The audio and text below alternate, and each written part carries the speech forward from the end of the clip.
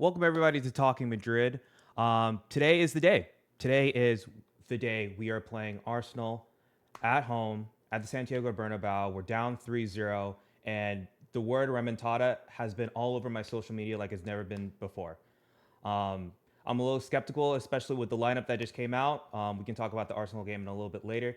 But for this video, I kind of wanted to talk about the news, what's kind of going on with Real Madrid, a lot of transfer speculations, new managers. As you see here, do we want a remontada or do we want a new cycle with Ancelotti or Xabi Alonso, Klopp, Inzaghi, or any of these managers with tactics, to be honest. But I just kind of want to speak about a little bit about the news. So what I'm going to try to do is I'm going to try to upload this Talking Madrid news. I'm going to figure out what the title is. You'll see it in the description and in the title later. But I want to talk about what's kind of been going on around Real Madrid. So first, I wanted to talk about Raul Asencio was approached by several clubs that were ready to offer him an important salary, but he only wants Real Madrid. A renewal is expected in the summer, and this was reported by Fabrizio Romano. I think this is great news. I've always been on the Raul Asensio bandwagon after probably the first two matches. Probably within the first match, I was like, okay, this is a player that can step in and give us some of the grit that I believe that Real Madrid has kind of lost in the past. Since we've lost Ramos, since we lost Casemiro, I feel like we don't have an enforcer in the midfield. Excuse me, in the team, mind you. When I'm thinking about an enforcer, usually it's like the center backs. Usually it could be Carvajal when he's on the field. Or it's usually the defensive midfielders. Casemiro is like if you ever hit Benzema or you hit Ronaldo at all, you would have Casemiro to come clear in and make sure it's known that you can't do that. And I feel like even though we have big physical defenders like Chouameni, Jude to a certain extent, Valverde is a little slender in frame, but he still has that grit. He still has it, but I just don't feel like that is really present in the current team as constructed. So I feel like with Raul Asensio, you could see there's a reason why they call him the Sergio Ramos regen. There's a reason why everyone has he needs to inherit the number 4 jersey. I think that he can be that for us, and I think that it is good that Florentino Perez, the board, Jose Angel Sanchez, and the rest of the coaches feel like he should get a renewal at the club, and I'm glad that he wants to stay with us because there's been plenty of opportunities throughout this season where Ancelotti has a hierarchy, and that's something that I understand and I somewhat respect to a certain extent.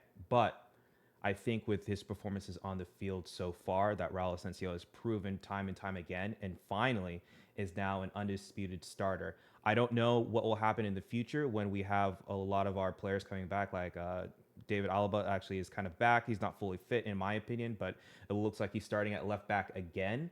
And when Eder Militao comes back, what will happen to that? I feel like if Ancelotti is still here next season, we will see, and we'll speak about that a little bit later.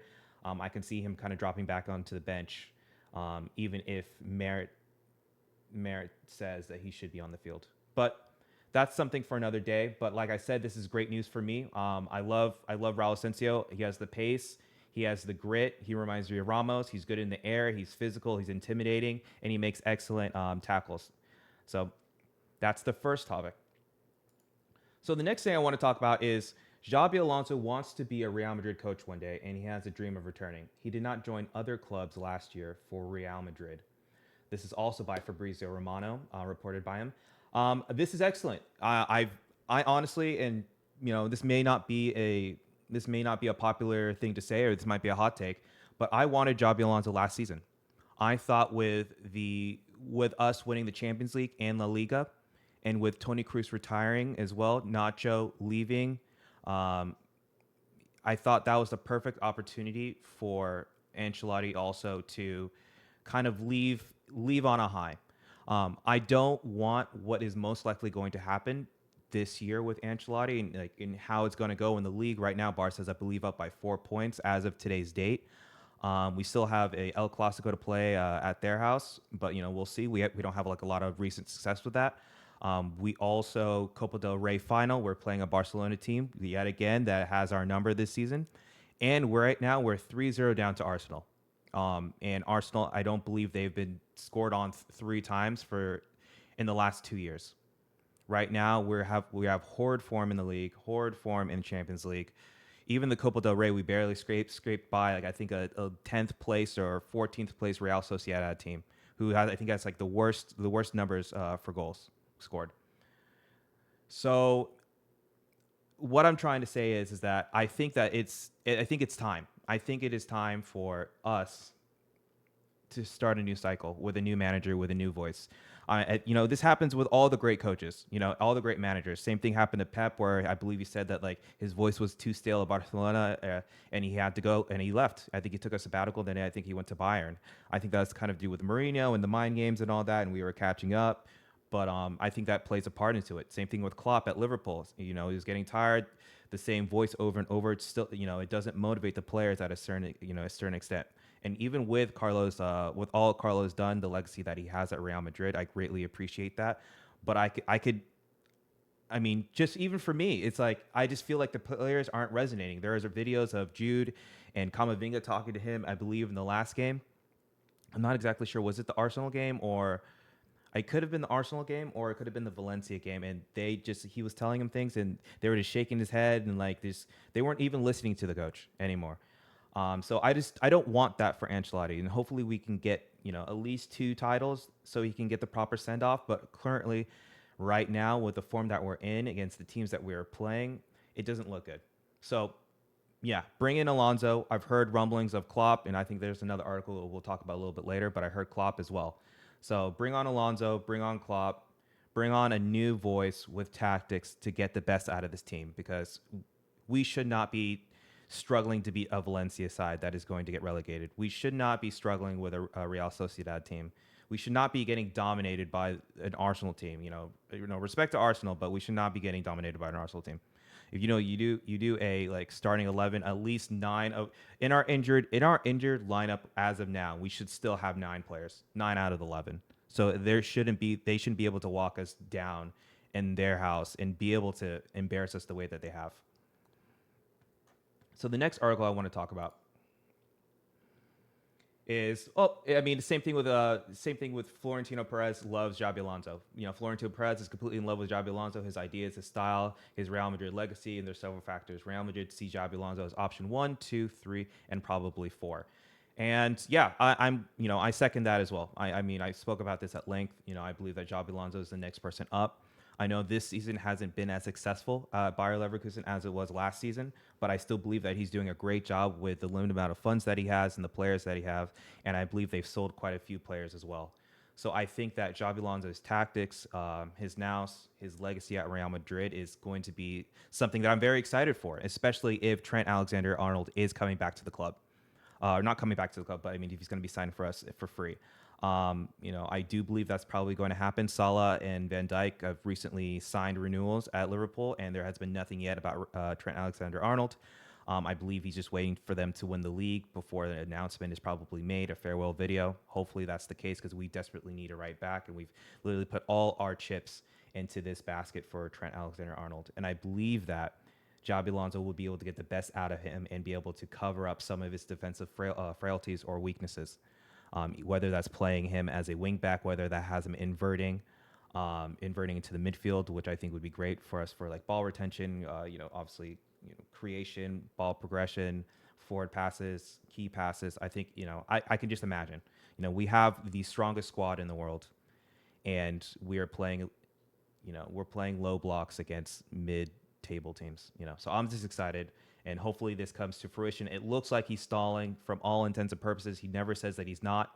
He just keeps on saying that there's nothing new to report. So I believe this report. Fabrizio, I don't believe he'll put his neck out on the line for a report that is probably not credible. So hopefully we get a new manager, and hopefully we get some new signings. The next thing I want to talk about is this. Let me see if I can make this a little bit bigger.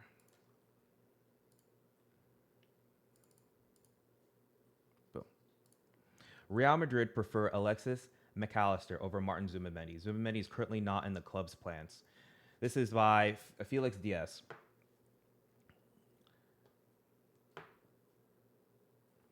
So I don't know what to feel about this.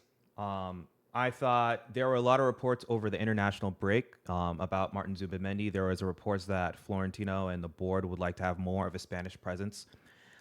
in the Spanish national team, and as well as to have a backbone in Real Madrid of a Spanish core. Since currently at the moment, I think we just have Carvajal, um, and maybe Lucas Vasquez, but he's not a national team player. I think that's really it. It's really Carvajal. I think it's the only one that's getting called up nowadays because even Joselu now has moved on to Saudi Arabia. So I thought we would get Martin Zubimendi, especially because we need a controller in our midfield. Luka Modric is a club legend, probably the best midfielder in Real Madrid's history and probably top three ever. But he's also 40 years old. Um, he doesn't have the legs. He has the quality, but he doesn't have the legs anymore. So we need a controller. We had Danny Ceballos, but Danny Ceballos has had an amazing season so far. Once Carlo Ancelotti was forced to put him into the lineup, we were then starting to control the game. He doesn't have the quality of Toni Kroos because Toni Kroos is the one of one. He's a unicorn. You won't get that ever. It's a once in a generational kind of player. But Danny Ceballos can offer some quality that is similar to Toni Kroos, and that is something that our team desperately needs and something that our team already knows how to play with. So with Danny Ceballos in, we are a completely different team. As you can see, when we had him in, that was our best stretch of games. We were controlling possession. We were able to create. It was great. And plus that, Danny Ceballos is actually probably has more defensive qualities than Toni Kroos ever did. And so that was another thing. As soon as we lost Danny Ceballos, that's when we lost like the 7 points at the top of the league. That's when we were barely able to scrape by Atletico Madrid, and then we got 3-0 trounced, at the Emirates. So I was a little confused when I saw this report, and it's like I don't know what to feel about this. I don't think I mean, Alexis McAllister, I don't think Liverpool is ever going to play a game with us with everything that we're doing with Trent right now. Even if I do think it's justified, it's probably going to cost us like 70, 80 million dollars just to get him. Martin Zubimendi is at Real Sociedad. I believe his release cost is about 50 million. I want to say, or 50, was it 50 or 60 million or something like that? He plays in the national team. He's Spanish. You get your Spanish quota in Real Madrid as well in Spain. We bought players from Real Sociedad like Mendy. We didn't buy Xabi Alonso, but Xabi Alonso is from the Basque Country from Real Sociedad. We got Odriozola. So we've purchased quite a few players from there.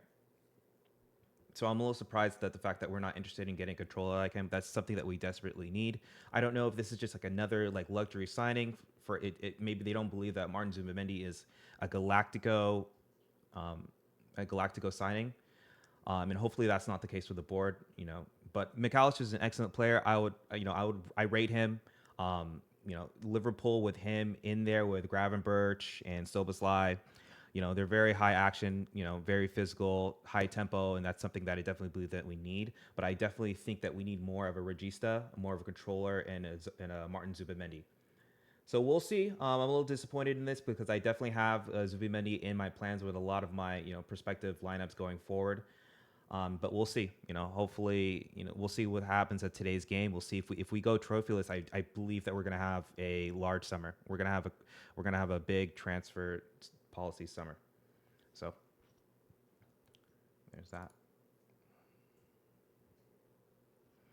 So I wanted to speak about this. I'm a little late because the lineup did come out, so I won't speak too much about this. But Real Madrid's coaching staff are clinging on to Aurelien Tchouameni and Danny Ceballos for the comeback. Carlo Ancelotti trusts them to overcome Arsenal on Wednesday. So this is half true. It looks like Tchouameni will be starting in the midfield, and it looks like Danny Ceballos will have to come off the bench. So there's really isn't much to say about that. Tchouameni was sorely missed in that first leg. I thought Camavinga was good. I think Camavinga was probably our MVP of that match besides Courtois. Courtois and Camavinga were probably our best players in that first draw. But Tchouameni is greatly missed because of his physicality as well as his defensive prowess.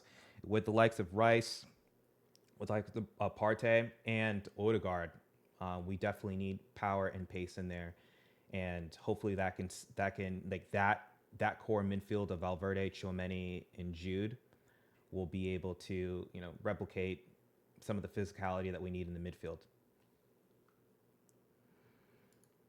So the next thing I want to talk about is this, and this is the big one. Breaking: there is now a serious chance that Real Madrid will change their coach. The The Arsenal game will be very important. If Real Madrid are eliminated, things could change very quickly for Carlo Ancelotti. Um, and I do believe this. I believe if we get played out the park at home by this Arsenal team, and it's like 1-0, 2-0 before the first half is over, I do believe the white handkerchiefs are going to come out. I think at that point, the board and the president will be forced to act and make a change. And like I said earlier in this video, I I so greatly appreciate Carlo Ancelotti. I want to make that known. I remember watching the 2000, was it 2013-14 or 14-15? The year that we won La Decima. And I remember that season. I remember the seasons before when we had Mourinho and we're losing in the semifinals over and over again, whether it's to Bayern, whether it's to Dortmund, and we got La Decima. I remember watching that with my friends. And I remember them making fun of me. They're Barcelona fans, and they're anti-Madridismos. And they were making fun of me over and over until the 92nd minute and 54 seconds when Sergio Ramos heads into the far corner. And I'll always remember that, and I'll always praise Carlo Ancelotti for the way that he was able to bring that team together and manage that. And it wasn't even so much about tactics. I do believe that we still played a little bit with Mourinho tactics with the counterattack, but Carlo Ancelotti was the man needed for that because of what happened at the end of Jose Mourinho's tenure at Real Madrid. But with that being said, I think that the game has advanced so much in terms of tactics and schemes and systems, and I just don't believe that that's Carlo Ancelotti's.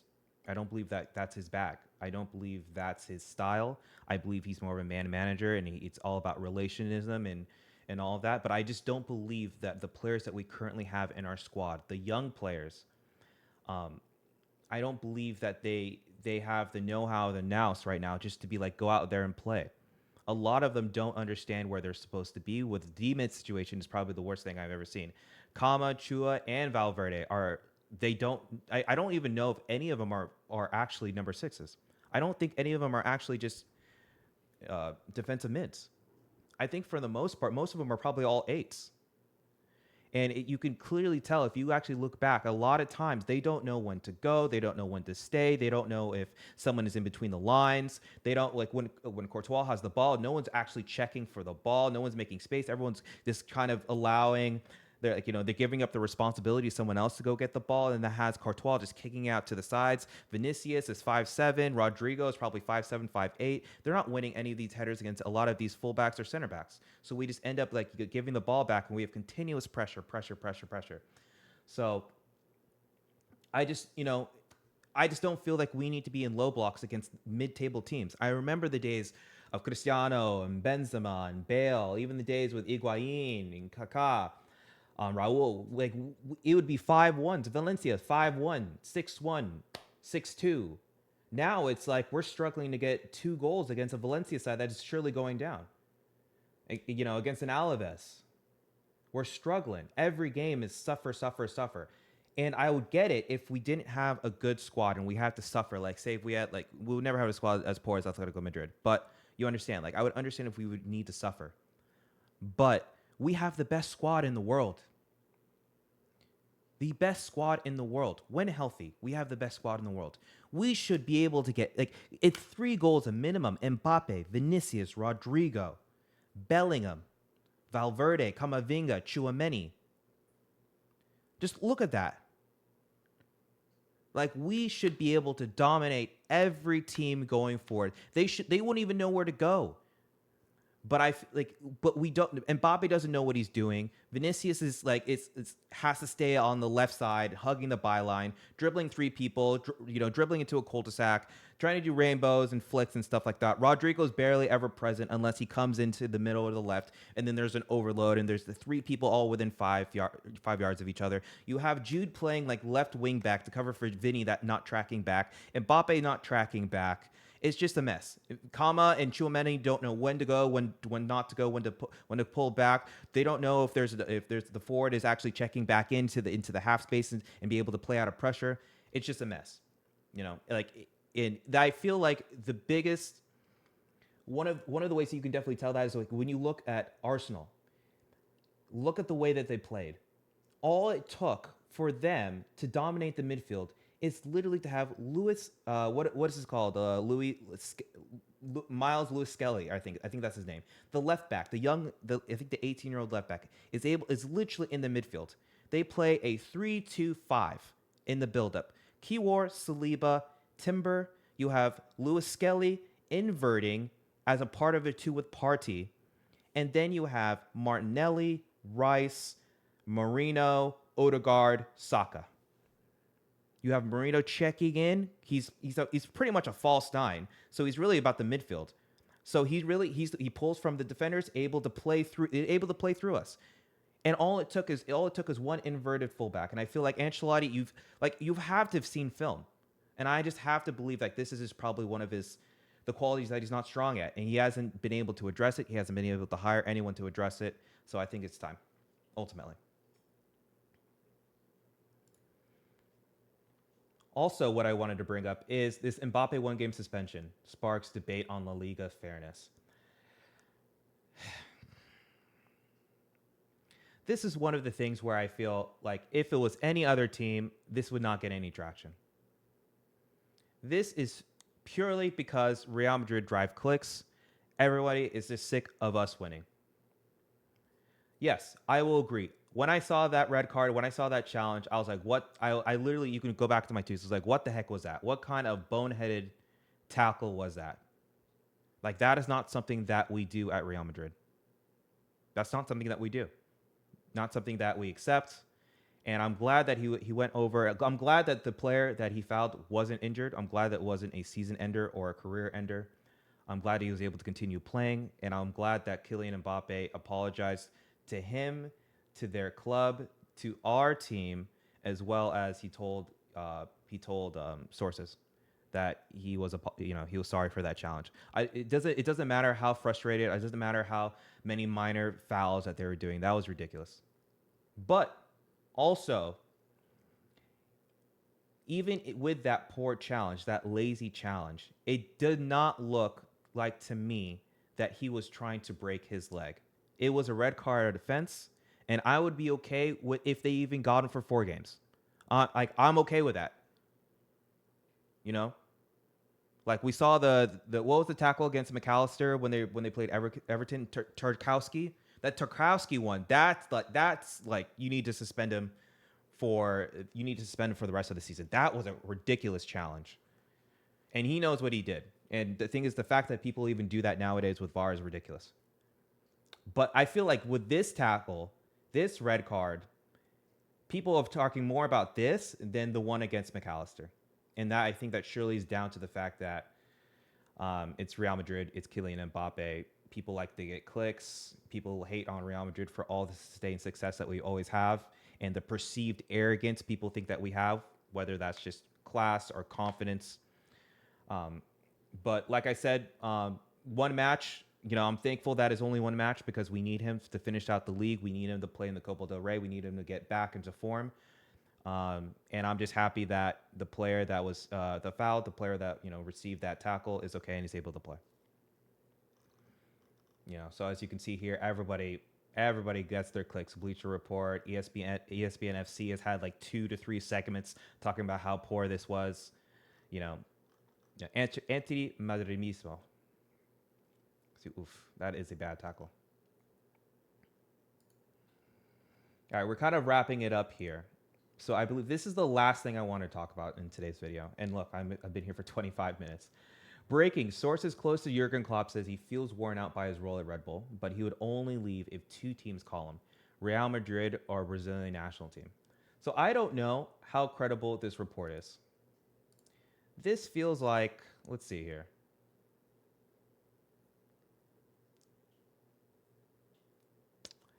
$1.5 million followers. Okay. Followed by Fabrizio, Footmob. Okay. So I don't know how credible this is. But if that is true, that is very enticing.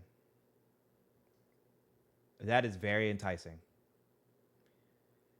I could go either way with Javi or Klopp, and if this is true and Klopp is actually serious and Trent's coming over and we can play some of that gegenpressing system, I might be like, hey, Javi Alonso, get more experience, and when Klopp leaves, you're welcome to come back. Klopp is a proven winner. I've had to play him when he was when he was the coach at Dortmund. I used to hate his teams. His teams used to beat us all the time in the Champions League. And then we played him quite a few times when he was at Liverpool. Luckily enough, we got the better of him over there. But I love his style. I love the way that he plays. I love his charisma. And I believe that is what's needed to be able to quell a lot of the egos that we have currently in our locker room. I believe that we have a lot of egos in our locker room. I understand winning 2 Champions Leagues. I understand. But you need to have the same level of commitment, whether it be running, listening to the coach, finishing chances, being serious against some of the lower opposition in the league, whether it be in the Copa del Rey or will it be in La Liga, and even Champions League when you play some of the smaller teams. Like we had the likes of Cristiano Ronaldo. Like if Cristiano Ronaldo was in this locker room, I feel like the players would not be like Mbappe would not be able to get away with not running. Mbappe is amazing, great, but he hasn't won a Champions League. He hasn't won the Ballon d'Or. Cristiano had 5. I think he had 5 Champions Leagues, and I think he has 5 Ballon d'Ors. He would still want more. I need you to run. I need you to run. You are not Cristiano. You're not Cristiano. No one on our team is Cristiano. Cristiano still ran. Or if he didn't run, he would at least score. He's clinical. The deadliest finisher in football history. At all levels. Right, left, header. PK, free kick. Deadly finisher. But on our team, we have players who have not won the Ballon d'Or. We have players that have only won 2 or less Champions Leagues. And they smile and laugh when they miss 1v1s all the time. It's not okay. That is not the standard. I don't know when that became the standard for us. I don't know when when people got so scared to criticize our players. They're not young kids anymore. And even if they were young kids, you still get criticized. This is Real Madrid. But I digress. I think we need a new voice, and I believe that Jurgen Klopp has the charisma, he has the CV to be able to have his voice heard and to make the hard choices. I think oftentimes that Ancelloti has his favorites, and I don't know whether or not it's his choice or whether this comes from the board or from the president to take off the star players. If Vinicius has a bad game, hook Vinicius at the 65th minute. If Rodrigo is being ineffectual, take him out. If Mbappe is not running and we're getting trounced in the midfield, take him out, put another midfielder in. Like, you should not reward people with poor performances to get 90 minutes and just lose the game for us.